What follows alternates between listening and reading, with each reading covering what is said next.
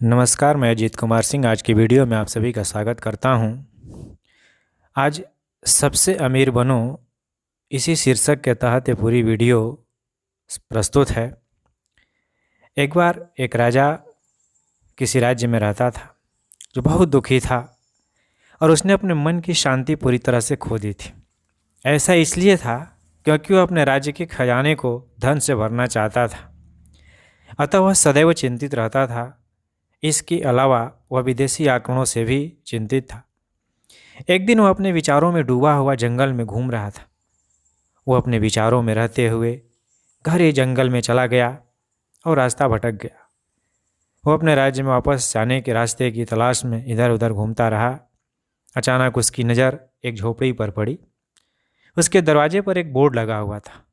Board पर लिखा था, सबसे अमीर बनो। राजा रुका और कुटिया के अंदर चला गया। वहाँ उसने देखा कि एक बूढ़ी औरत बैठी हुई किताब पढ़ रही है। राजा उसके पास गया और बोला, प्रिय बूढ़ी माँ, मुझे अमीर बनने का रहस्य बताओ। बुढ़िया ने मुस्कुराते हुए राजा की ओर देखा और कहा, राजन, ठीक है, लेकिन पहले मेरे प्रश्नों का उत्तर दो। सबसे पहले, क्या आपने किसी को मुस्कुराया है? दूसरा, क्या आपने कभी ऐसा करके किसी का दिल जीता है? तीसरा, आप किसी को उठाने के लिए कितनी बार झुके हैं? चौथा, आपने जीवन से आनंद के कितने क्षण चुराए हैं? पांचवा, आप कितनी बार दूसरे लोगों के दुख पर रोए हैं? राजा उन प्रश्नों को सुनकर निशब्द हो गए। अब उसे गलती का एहसास हुआ।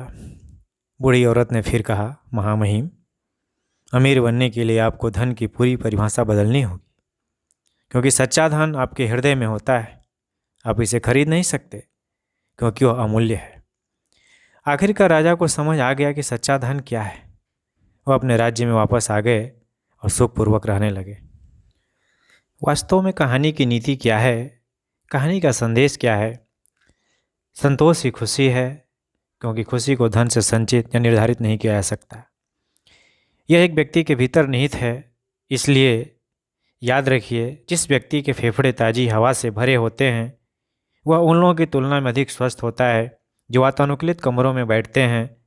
जो व्यक्ति अपने साथियों के सुख दुख को महसूस करता है वह फिल्म और टीवी सीरियल देखने वाले व्यक्ति की तुलना में अधिक खुश होता है। अतः जीवन की वास्तविक संपदा को पहचानना सीखिए।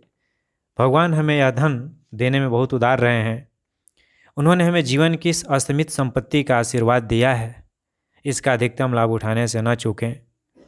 खुशी प्राप्त करना हम सभी के लिए एक चुनौती है।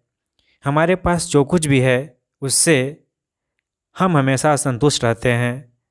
हम ऐसे सवालों के जवाब खोजते हैं जैसे, ऐसा क्यों हो रहा है? मेरे पास वो चीज़ें क्यों नहीं हैं जिनकी मुझे ज़रूरत है? मुझे इन दुखों का अनुभव क्यों करना पड़ता है? आदि। कभी कभी हम निराश महसूस करते हैं क्योंकि हम अपनी ज़रूरत की चीज़ें खरीदने में असमर्थ होते हैं और हम अपनी इच्छानुसार समय का उपयोग करने में असमर्थ होते हैं। हमारे लिए संतुष्ट होना बहुत कठिन हो जाता है। हम सभी कार्य उन्मुख लोग हैं।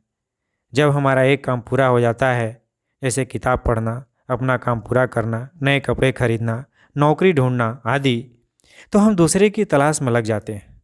पढ़ाई, काम, परिवार और दोस्तों के बीच संतुलन बनाए रखना मुश्किल हो जाता है। अधिक से अधिक प्राप्त करने की चाहत हमारे लिए तनाव का कारण बनती है। हालांकि हमें समझना चाहिए कि ईश्वर ने हमें जो दिया है हम उसमें धन्य हैं। हमें संतुष्ट महसूस करना चाहिए और अपने भीतर शांति रखनी चाहिए।